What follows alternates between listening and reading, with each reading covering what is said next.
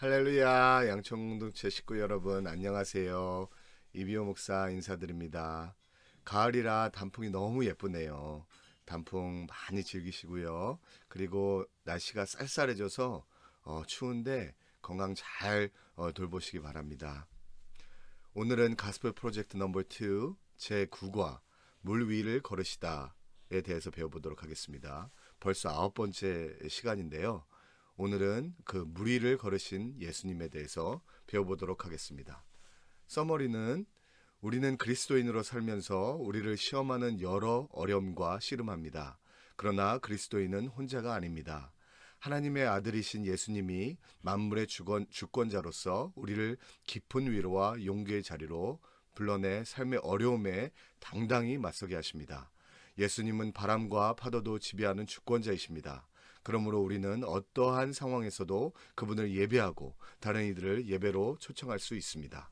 신학적인 주제는 예수님은 우리가 받는 시험과 시련의 한가운데 능력으로 함께 하십니다. 입니다.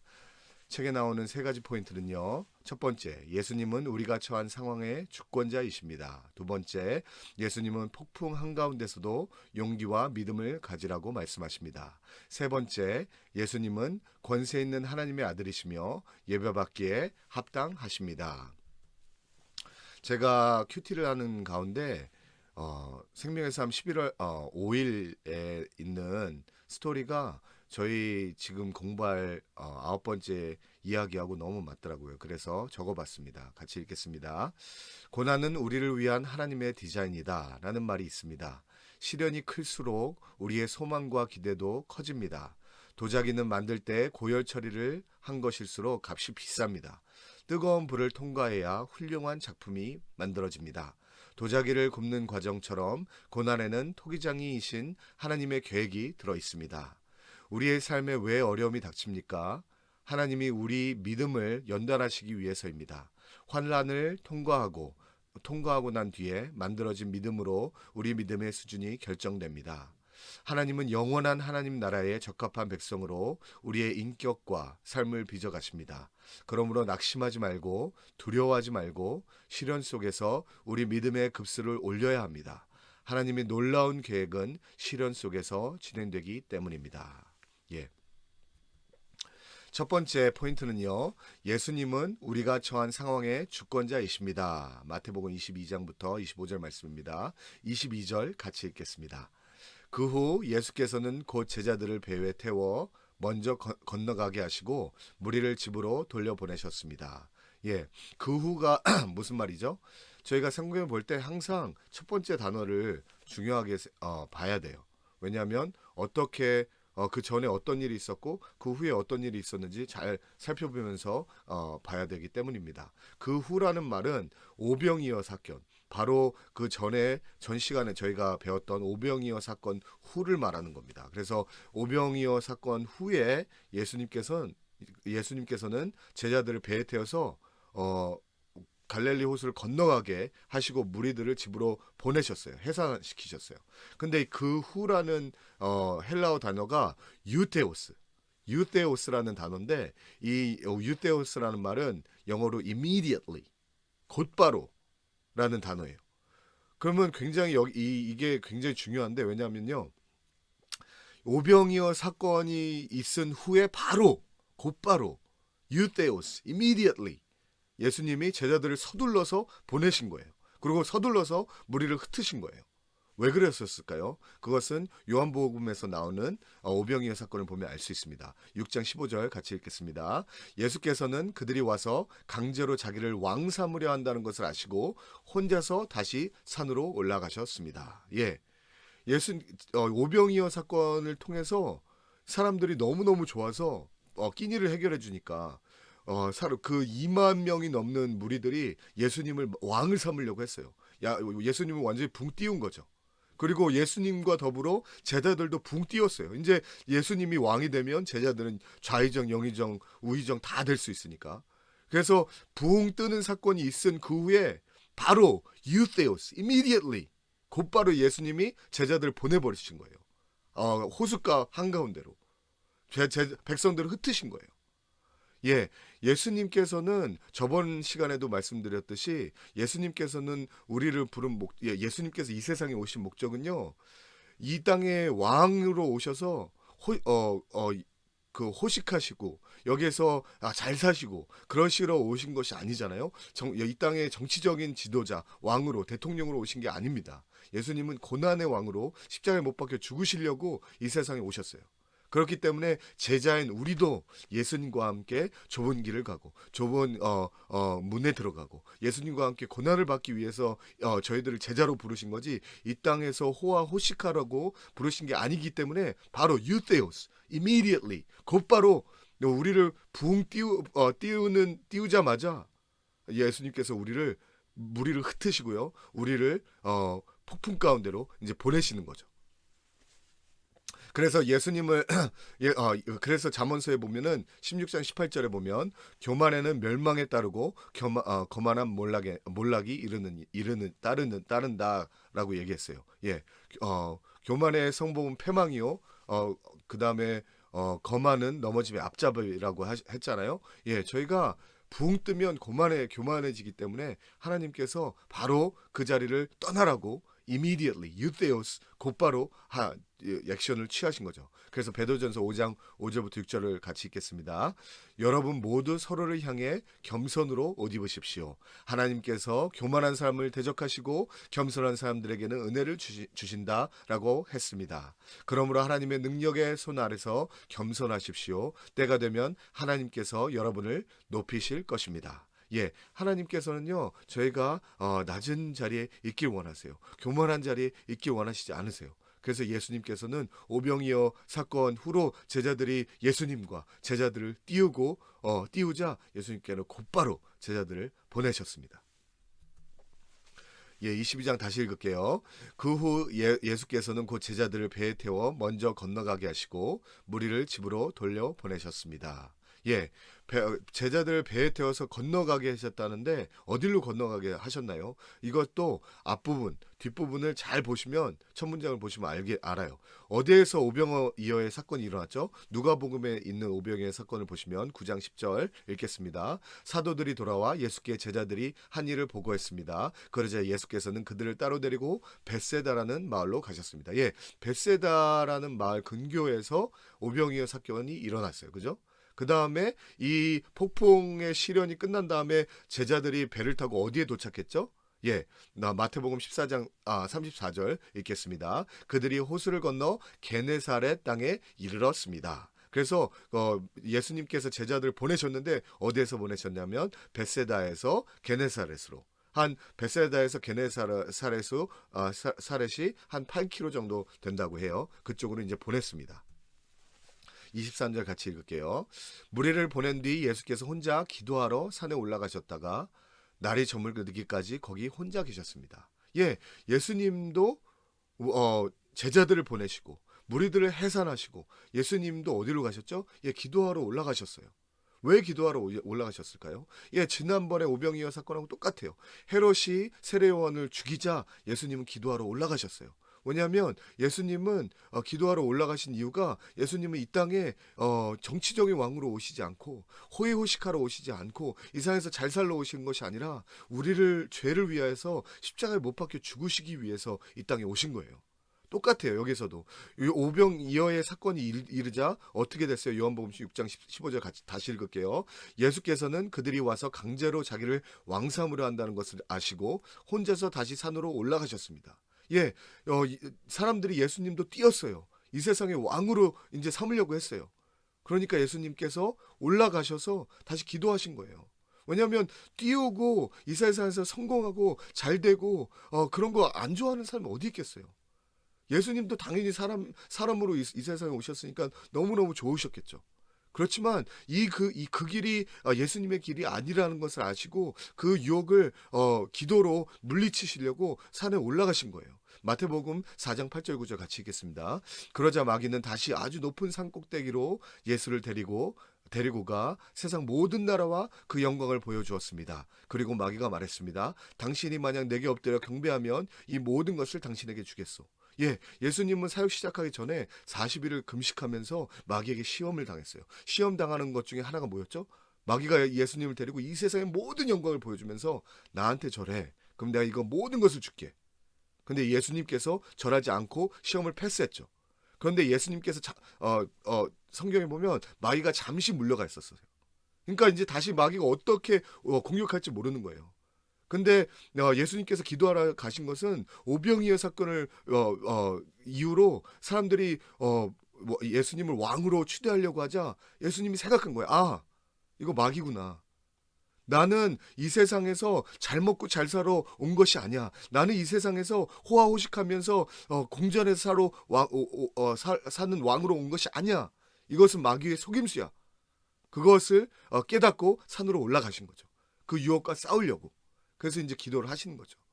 예, 저희도 마찬가지입니다. 저희가 이 세상에서 있는 목적은요, 잘 먹고 잘 살고 안정적인 생활을 누리고 살려고 이 세상에서 사는 것이 아니에요.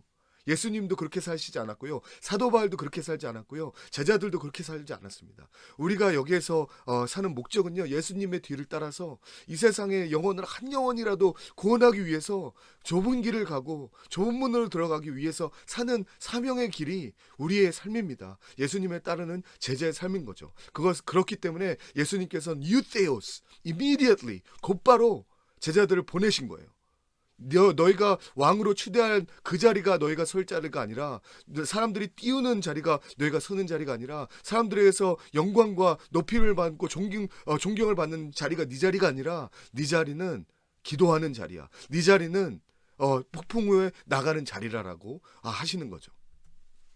그래서 24절 같이 읽을게요. 제자들이 탄 배는 이미 육지에서 꽤 멀리 떨어져 있었는데 거친 바람으로 파도에 시달리고 있었습니다. 예, 예수님이 그래서 그 띄우는 자리, 그 성공의 자리, 그 큰 기적의 자리에서 베드로와 제자들을 보내시고, 제자들을 어디로 보내셨죠? 예, 거친 바람으로 파도가 시달리는 곳으로, 고난의 자리로 보내셨어요. 여기에 보시면요, 제자들이 어떠한 고난을 받는지 알 수가 있습니다. 24절에 보면 배는 이미 육지에서 꽤 멀리 떨어져 있었는데, 그 말이 헬라어로는 폴루스, 꽤 멀리라는 말이 얼마나 먼지를 얘기해주고 있어요. 폴루스, many, 스타디오스, 스타디온, many stadion 이라는 말이에요. 스타디온이 그 미터, 킬로미터, 그 거리의 수입니다. 그래서 원 스타디온이 185m예요. 그래서 매니 스타디온이라는 말은 그 185 더하기 185 그래서 굉장히 멀리 떨어져 있었죠. 그래서 육지에서는 멀리 떨어져 있었어요. 그런데 아직까지 게네사렛에 다다르지는 못한 거죠. 그러니까 거의 한 베세다에서 게네사렛이 한 8km 정도 됐으니까 거의 한 4km 가다가 폭풍을 만난 거예요.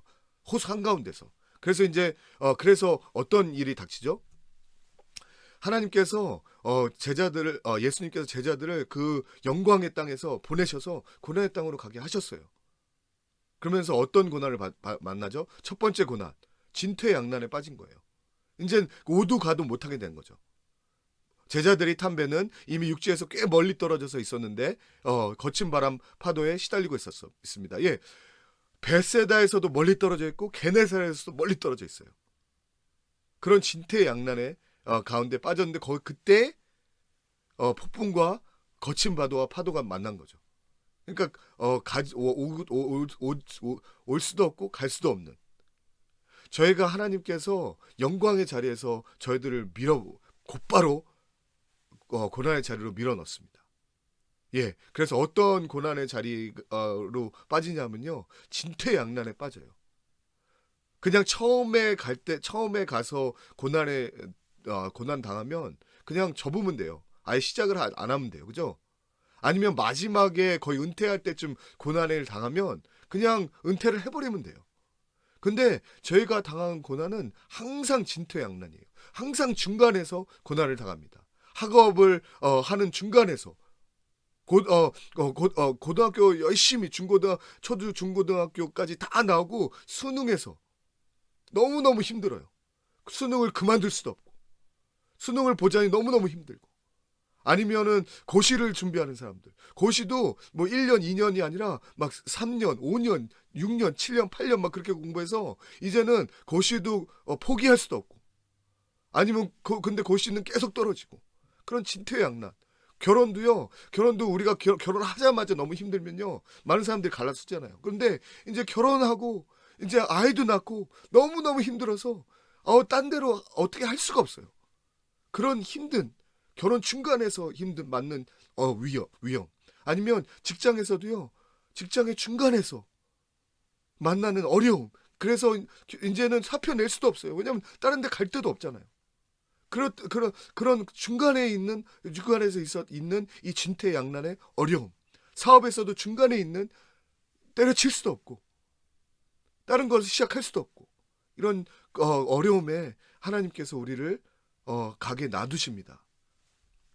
두 번째 고난에 어떤 게 있죠? 4절에 보면 거친 바람으로 파도에 시달리고 있었습니다라고 했어요. 그 중간에 호수 한가운데서 어떤 파도가 왔냐면 어떤 바람이 왔냐면 거친 바람이라고 했는데 헬라어 성경에서는요 에난티오스 아네모스라고 얘기했어요. 이게 무슨 말이냐면 opposite wind예요. 영어에서도 wind was contrary 그랬어요. 그러니까 역풍인 거죠. 우리가 고난을 안 당할 때는요, 순풍이 불 때는요, 우리가 노력하는 이상의 하나님의 은혜가 있어요. 그래서 노를 져도 더 빨리 가죠. 순풍이 불 때는요. 그렇지만 고난에 당하면 역풍이 불면요, 열심히 일하는데 사업을 해서 열심히 24시간 밥도 제대로 안 먹고 일하는데 갑자기 망할 위험이 되는 거예요. 열심히 준비하고 공부했는데 시험에서 떨어져요. 열심히 했는데 퇴보하는 거예요. 더 안 되는 거예요. 그런 역풍으로 만나는 고난에 하나님께서 우리를 인도하실 때도 있습니다. 세 번째 25절 같이 읽을게요. 이른 새벽에 예수께서 물 위를 걸어 그들에게 다가가셨습니다. 예, 이 제자들이 호수 한가운데서 역풍을 만날 때가 언제예요? 이른 새벽이라고 했어요. 영어 성경에는 during the fourth watch of the night. 이게 fourth watch of the night이 뭐냐면요. 유대인들은 밤이 6시부터 시작하는데 three watches of night. 밤을 세 번으로 나눴어요. 저희 한국도 세 번으로 나누잖아요. 저녁이라고 얘기하고 밤이라고 얘기하고 새벽이라고 얘기해요. 그죠? 밤을 세 번으로 나누는데 유대인들도 세 번으로 나눴어요. 로마인 사람들은 그 당시 밤을 4번으로 나눴어요. 그래서 이 마태복음 저자는 마태는 로마식 밤을 얘기했습니다. 밤을 6시부터 9시까지는 첫 단계, 그 다음에 9시부터 12시까지 두 번째 단계, 그 다음에 12시부터 3시까지 세 번째 단계, 그리고 네 번째 단계를 얘기하는 거예요. 3시부터 새벽 3시부터 6시. 이 3시부터 6시 단계에 예수님께서 도우러 오셨다는 거예요. 예, 오병이어에서 식사를 하고 곧바로 제자들을 보냈잖아요. 유세오스 immediately 보냈잖아요. 그러면 그때가 늦어도 한 9시 정도 됐겠죠, 밤에. 그런데 새벽 3시 넘어서 예수님은 오셨다는 것은 6시간 넘게 폭풍우에 받아서 너무너무 완전히 다 젖었겠죠. 그리고 땀을 뻘뻘 흘리면서 노를 졌고요. 그래서 너무너무 오랜 시간 동안에 예수님이 도와주시지 않았다는 거예요. 하나님께서 우리를 어떤 고난 가운데 주시죠? 처음에는 진퇴양난에 빠져요. 두 번째는요, 역풍으로 와서 아무리 해도 안 돼요. 세 번째는요, 고난이 너무너무 길어요. 끝이 안 보이는 거예요. 침체와 고난이 너무너무 길어서 언제 하나님이 도와주실지 너무너무 모르겠는 거예요. 너무너무 길어서. 그런 고난을 하나님이 주세요. 그리고 네 번째가 뭐냐면요, 암흑이에요. fourth night of the watch, 네 번째 단계의 시간, 새벽 3시부터 6시까지는요, 밤 중에서 제일 어두울 때예요. 그때까지 하나님께서는 우리를 내버려 두십니다. 고난 가운데.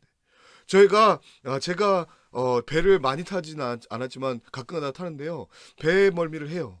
자주 해요. 근데 낮에 하는 배멀미하고 밤에 하는 배멀미가 너무너무 다릅니다. 낮에는요 배가 조금 흔들려도요 미스껍고 힘들어도 다른 주위의 환경을 볼 수가 있어요. 그래서 배멀미를 참을 수가 있는데 밤에는요 완전히 칠같이 어두운데 배가 흔들리잖아요. 완전 죽을 것 같아요. 딴 데를 볼 수가 없어요. 제자들도 마찬가지예요. 지금 바람이 불고 태풍이 불고 막 비가 오고 노도 젖고 막 힘들어 죽겠는데 고난이 언제 끝날지도 모르는데 완전히 새까만 밤인 거예요. 저희가 고난을 당하는데요. 앞에 한 치 앞도 못 보는 거예요. 어떻게 될지도 모르는 거예요. 그런 고난을 받고 있는 거예요. 하나님께서 그런 고난까지 우리에게 주신다는 거죠. 예, 하나님께서는요 우리를 그런 고난에 내버려 두세요. 어떤 고난이죠? 처음에 진퇴양난의 고난이죠. 앞으로 갈 수도 없고 뒤로 갈 수도 없고.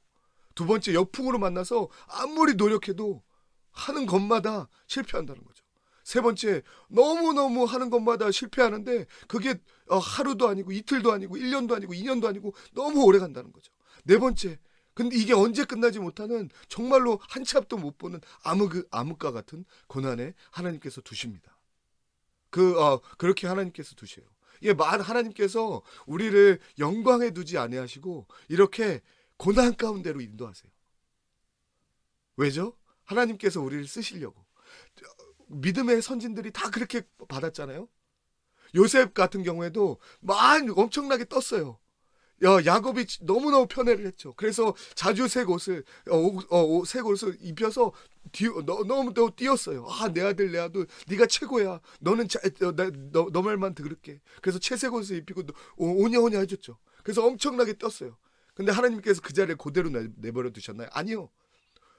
유태였어. immediately 곧바로 요셉을 팔아 넘겨서 10대 때부터 총리에 이른 30대까지 20년을 노예로 살았잖아요. 그리고 암흑과 같은 고난이었습니다. 감옥까지 가서 언제 나올 수 있을지 모르는 암흑과 같은 고난에 긴 감옥 생활을 통해서 너무너무 고난에 있었습니다. 그런 다음에 하나님께서는 사용을 하셨어요.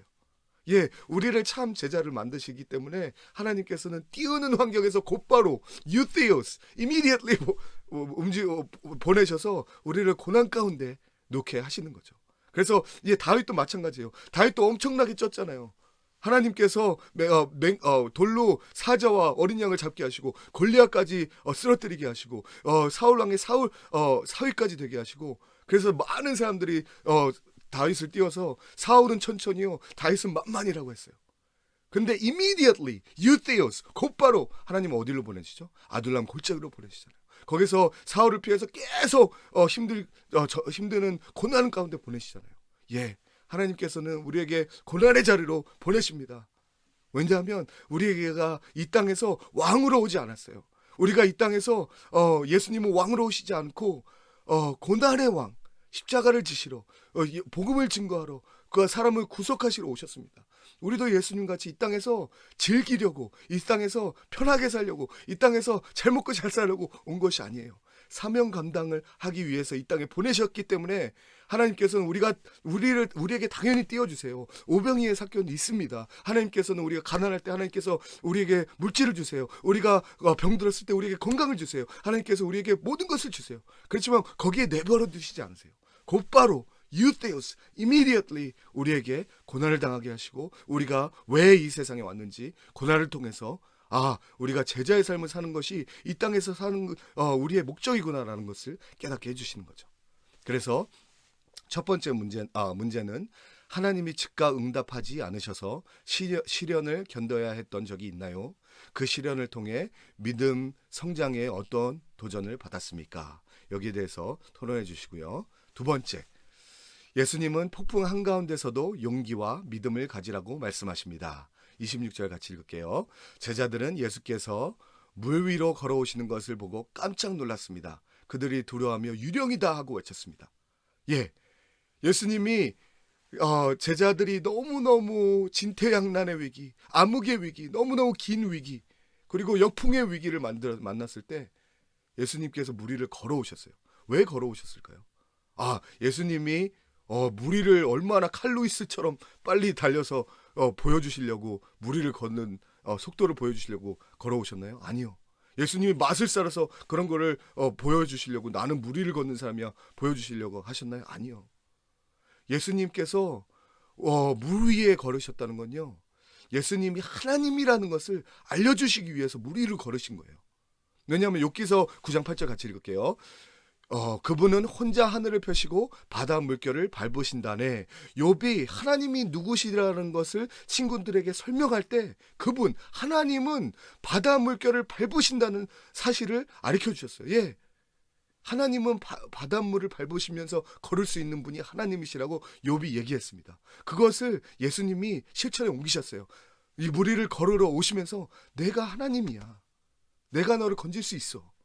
예, 저희가요, 하나님께서 우리를 고난 가운데 빠뜨리시는 거는요, 오병이어를 통해서는요, 우리가 나를 구원하신 하나님, 나의 죄를 용서하신 하나님, 그것을 못 느껴요. 아, 예수님, 하나님, 나에게 축복해 주시는 분, 나를 복 주시는 분, 거기까지는 오병이어를 통해서 느낄 수 있습니다. 그렇지만 오병이어 가운데서 우리를 유테오스, immediately, 곧바로 고난 가운데 넣으시는 거는요, 우리가 정말로 하나님이 우리를 영혼을 구원하러 구원하시는 하나님이시라는 거, 우리가 죄인이어서 망할 수밖에 없는데 나를 구원해 주시기 위해서 오신 예수님이 하나님이시라는 것을 알게 될 때가 언제냐면요, 우리가 고난의 때에 그것을 알 수 있는 거예요. 그래서 우리가 고난의 그 풍랑에 하나님께서 보내시는 거죠. 그래서 풍랑에서 예수님께서 하나님으로 우리를 구원하시러 오시는 거죠. 두 번째 27절 같이 읽을게요. 그러자 예수께서 곧 그들에게 말씀하셨습니다. 안심하라, 나다, 두려워 말라.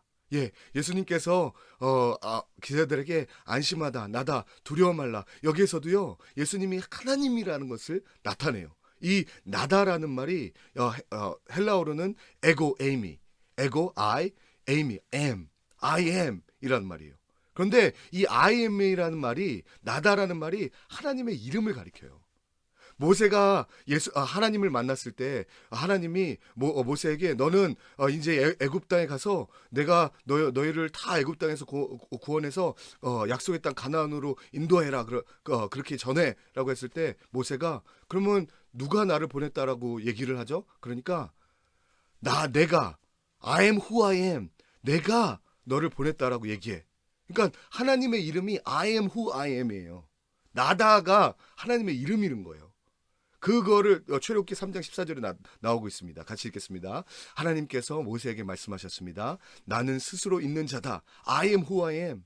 이스라엘 백성들에게 말하여라. 스스로 있는 자가 I am who I am. 나를 너에게 보냈다라고 말이다. 예, 영어 성경에 보면 God says to Moses, I am who I am. 예, this is what you are to say to the Israelites. I am has sent me to you. 예, 하나님의 이름이 I am이에요. 바예히 예히, 이게 히브리어죠. 바예히 I am, 예히 who I am, 바예히 예히, 이거를 에고 에이미라고 예수님이 선포를 하신 거죠. 예, 우리가 고난에, 하나님께서는 우리를 고난으로 왜 몰고 가세요? 왜냐하면 고난으로 몰고 가실 때 우리가 예수님이 하나님이라는 것을 알 수 있어요. 아, 내가 정말로 죽어야 되는데, 내가 이 고난을 통해서 망해야 되는데, 이 고난을 통해서 예수님이 나의 영혼을 구원하시는 하나님이셨구나. 그냥 나를 잘 먹고 잘 살게 도와주는 지니가 아니라 나의 영혼을 사랑하셔서 나에게 구원을 베풀어 주시는 예수님이 하나님이셨구나라는 것을 알게 되는 거죠. 바예히 예히, I am who I am. 그게 하나님의 이름입니다. 그것을 예수님께서 선포해 주신 것입니다. 안심하라, 나다, 바예히 예히, 두려워하지 말라. 두 번째 질문은 예수님이 성남 바다 위를 걷는 능력을 지닌 분이라는 사실이 우리에게 어떻게 용기를 줍니까? 28절 같이 읽을게요. 베드로가 대답했습니다. 주여, 정말로 주이시면 제게 물 위로 걸어오라고 하십시오. 예수님이 물 위를 걸으시면서 나는 너를 구원할 수 있는 하나님이야. 예수님께서 바예히 예히라며 I am who I am 이라고 얘기하면서 나는 하나님이야 라고 베드로에게 예수님의 진짜 모습을 보여주시자 베드로가 어떻게 했어요? 예수님, 진짜 예수님은요, 제가 예수님과 같이 물 위를 걸을래요. 이게 베드로가 오지랖이 넓어서 베드로가 튀고 싶어서 다른 제자는 좀 무서워 떨고 있는데 나는 담대한 예수님의 수제자야. 나는 물 위를 걸을 수 있어. 그래서 한 게 아니에요.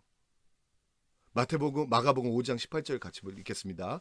예수께서 배에 오르시려는데 귀신 들렸던 그 사람이 따라가겠다고 간청했습니다. 예, 예수님께서 게네사렛에 가서 귀신 들린 군대막이 들린 귀신 들린 사람을 고쳐주셨어요.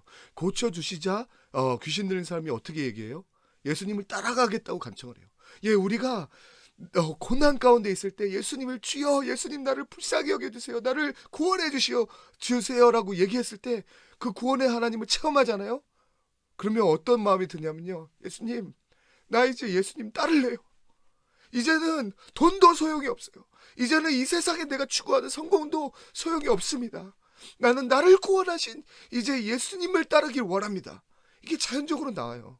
베드로가 그런 거예요. 예수님이 와예히 예히, 나는 I am who I am, 나는 하나님이야 라고 얘기했을 때, 그 예수님, 하나님이신 예수님을 만났을 때 베드로가 그런 거예요. 나는 예수님 따를래요. 폭풍 가운데 바닷물을 거는 것도 위험이 천만하지만, 그렇지만 나를 불러주세요. 나는 예수님을 따를래요. 그렇게 얘기를 하는 거죠. 예.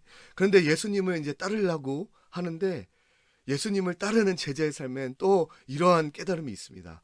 29절 같이 읽을게요. 그러자 예수께서 오너라 하고 말씀하셨습니다. 그러자 베드로는 배에서 내려 물 위로 걸어 예수께로 향했습니다.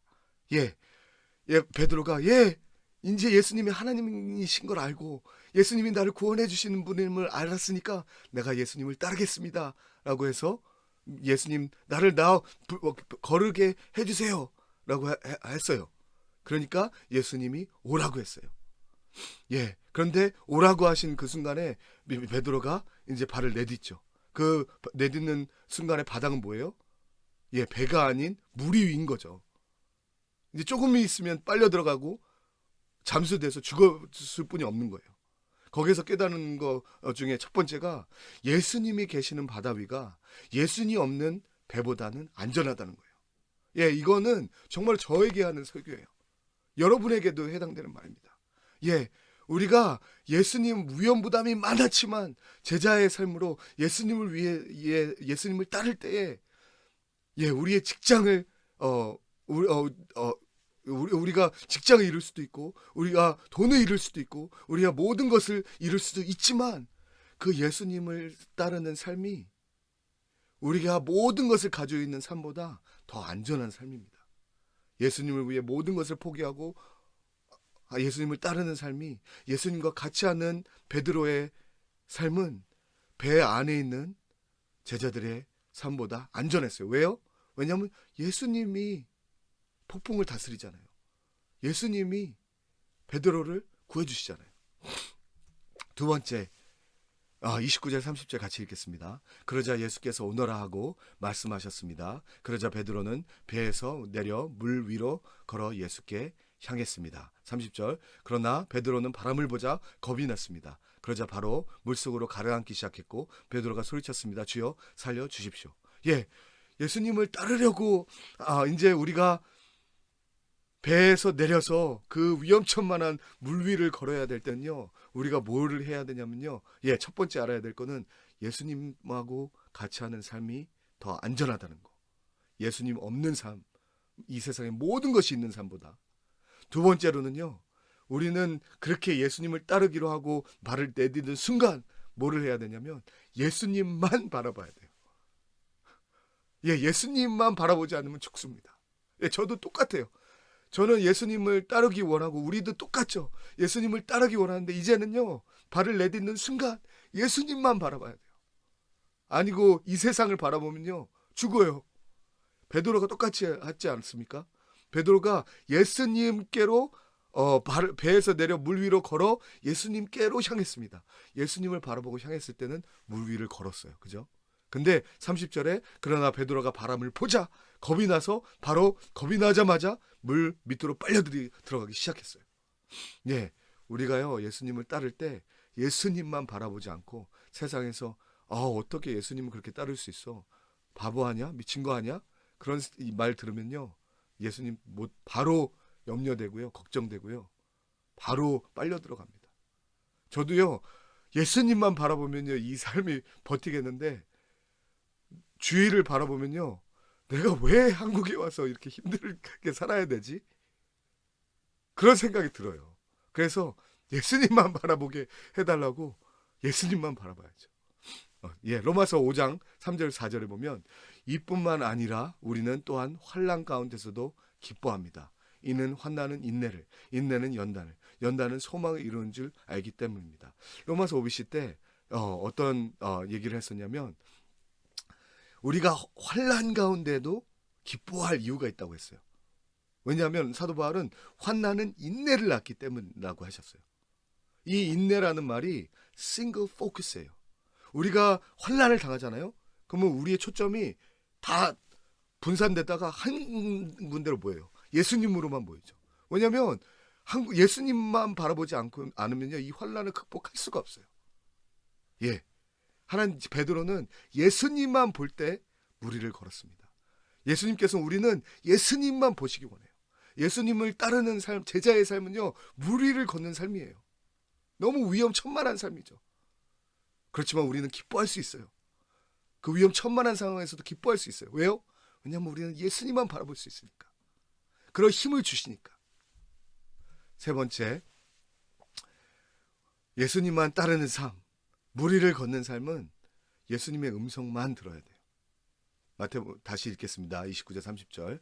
그러자 예수께서 오너라 하고 말씀하셨습니다. 그러자 베드로는 배에서 내려 물 위로 걸어 예수께로 향했습니다. 예수님께서 오너라 하고 얘기를 해야 베드로는 갔어요. 베드로가 예수님 나는 어디로 따라갈 수 있어요. 내가 스스로 알아서 따라갈게요. 그래서 예수님 오너라 하지도 않았는데 발을 막 첨벅첨벅 가서 예수님께 가지 않았어요. 예수님이 오너라 라고 명령하시다 그 말씀에 순종함으로 내딛었을 때 물 위를 걸을 수 있었습니다. 똑같아요. 우리는요, 제자의 삶, 이 위험천만한 예수님을 따르는 삶을 살 때에 우리는 예수님만 바라보면서 살아야 되고요. 그리고 예수님의 말씀만 들으면서 살아야 돼요. 왜냐하면 너무너무 우리를 다운시키는, 우리를 유혹하는 일이 많이, 얘기가 너무너무 많아요. 너 예수님을 따른다며 그래서 헌금하고 하나님께 바치고 그래서 네가 있는 게 뭐야? 남들은 다 아파트 있고 남들은 다 집 사고 남들은 다 이렇게 돈이 많은데 너는 뭐가 있어? 그리고 그렇게 세상이 얘기를 해요. 근데 예수님을 따르는 삶은 예수님 오너라 그러면 예수님한테 가면 돼요.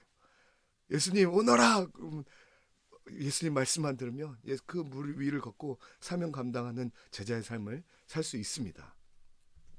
네 번째, 예수님을 따르는 삶, 예수님과 친밀한 삶입니다.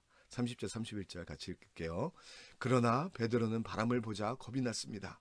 그러자 바로 물속으로 가라앉기 시작했고 베드로가 소리쳤습니다. 주여 살려주십시오. 31절 예수께서 곧 손을 내밀어 그를 붙잡으시며 말씀하셨습니다. 믿음이 적은 사람아 왜 의심했느냐. 이것을 읽다 보면 물에 빠질 거, 믿음이 저렇게 없어서 예수님 바라보지 않고 폭풍우를 바라봐서 두려워할 거 왜 물을 걷느냐 그러냐 그렇게 말할 수 있어요. 그렇지만 예수님은요, 베드로가 세상을 바라보고 환경을 바라보고 낙심해서 물에 빠질 때 믿음이 없는 자여 그러지 않았어요. 믿음이 적은 사람아 그랬어요. 우리가 예수님을 따르다가 실족할 수 있어요. 낙심할 수 있어요. 너무너무 힘들어할 수 있어요. 그렇지만 예수님은 너 믿음이 없어가지고 어떻게 나를 따를래? 그렇게 얘기하지 않으세요. 예수님은 믿음이 적었잖아. 내가 구해줄게. 그리고 우리를 도와주세요. 그리고 우리를 건져주세요. 우리는 믿음이 없습니다. 예수님의 말씀을 따라서 나를 구원해 주신 예수님이 은혜가 감사해서 예수님과 같이 좁은 길, 좁은 문 따를래요. 그렇지만 너무너무 힘들 수 있어요. 그래서 이 환경이 너무너무 힘들어서 예수님이 따르는 길이 너무너무 힘드네요. 그렇지만 그래서 자빠지고 넘어지고 낙심할 수 있어요. 그렇지만 예수님께서 너 왜 이렇게 믿음이 없냐 하지 않으시고 믿음이 적은 자요. 우리가 구원받는 것은요, 우리가 믿음이 믿음이 커서 작아서가 아니라요. 우리가 믿는 대상 때문에 구원을 받는 거예요. 아무리 믿음이 작아도요. 우리가 믿는 대상이 예수 그리스도이기 때문에 아무리 믿음이 작아도 예수님이 우리를 건지시며 우리를 안아서 배 위에까지 가는 것입니다. 우리의 신앙생활의 목표는 예수님과 점점 가까이 하는 거예요.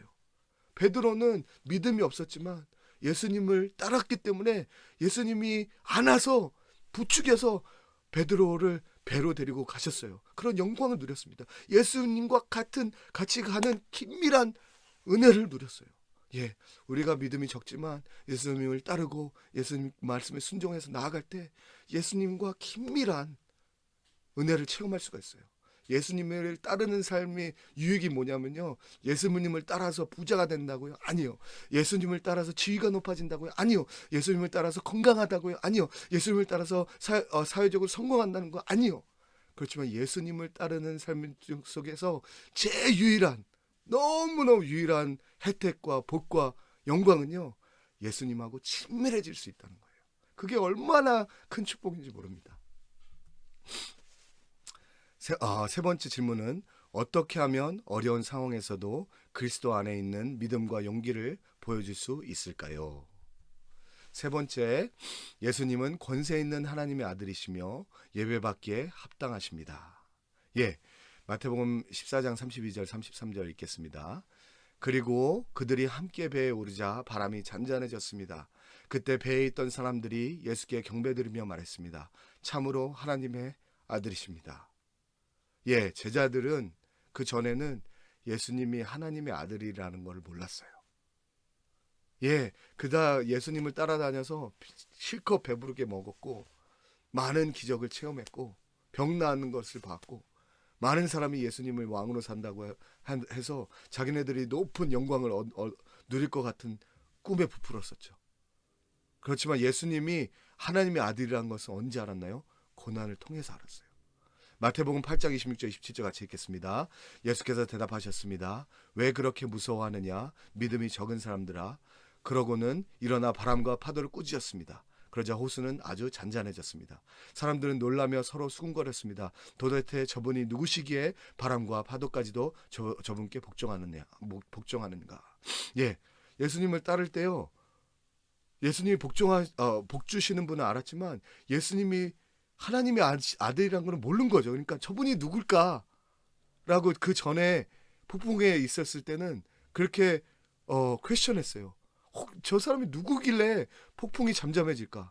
근데 이번에 엄청나게 고난, 진퇴양난의 고난, 그리고 암흑과 같은 고난, 너무너무 길고 끊이지 않는 고난, 역풍이 불어오는 고난을 만났을 때 예수님이 하나님의 아들이시구나 라는 것을 깨닫고 하나님을 경배하고 예배했어요. 이제 그렇기 때문에 하나님께서 유데오스, immediately, 곧바로 우리를 높은 곳에서 붕 뜨는 자리에서 고난의 길로 인도하십니다. 고난의 자리에서 우리가 너무너무 힘들 때 예수님을 바라보고 예수님 당신이 나를 구원하시는 하나님의 아들이셨군요. 나에게 이렇게 영원한 생명을 주시려고 이렇게 고난의 길로 인도하셨군요. 라는 것을 고난을 통해서 깨달을 수 있는 것입니다. 예, 그러면요 예수님을 따르게 되죠. 예전에는 돈이 단 줄 알았는데, 예전에는 이 세상에 성공이 단 줄 알았는데, 나의 목표가 돈과 성공이고 나의 목표가 이 세상에서 안정적으로 사는 거였는데 그런 게 아니군요. 예수님이 나를 구원해 주셨으니 내가 예수님과 함께 물 위로 걷겠습니다. 예수님을 바라보며 걷겠습니다. 예수님의 말씀을 들으며 걷겠습니다. 예수님과 친밀하게 교제하며 이 좁은 길을 걷겠습니다 하고 나아갈 때에 하나님께서 우리를 통해서 크게 역사하신 줄 믿습니다.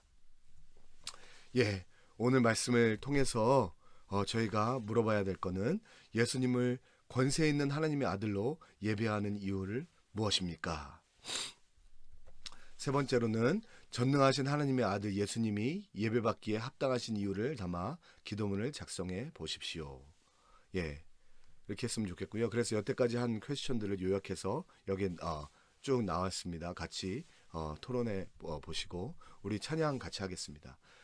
많은 분들이 코로나 때문에 정말로 이 코로나 광풍에서 코로나가 언제 끝날지 못하는 이 긴 암흑과 같은, 아무리 노력을 해도 경제는 나아지지 않습니다. 아무리 이제 경제 때문에 사업을 접어야 될지 말아야 될지, 이제 12월 달이면 수능을 봐야 되는데 너무너무 코로나 때문에 준비가 안 돼서 시험을 봐야 될지 안 봐야 될지 너무나 진퇴양난 같은 지금 문제에 있지만, 이 고난을 통해서 우리와 우리 자녀와 우리 가족이 정말로 예수님이 하나님의 아들이시고 나를 구원하시는 구세주인 것을 깨닫기 원합니다. 이 찬양 같이 하시고 말씀을 마치겠습니다. 주 품에 품으소서. 주 품에 품으소서. 능력에 발로 덮으소서. 거친 파도 날 향해 올 때 주와 함께 날아오르리. 폭풍 가운데 나의 영혼 잠잠하게 주를 보리라.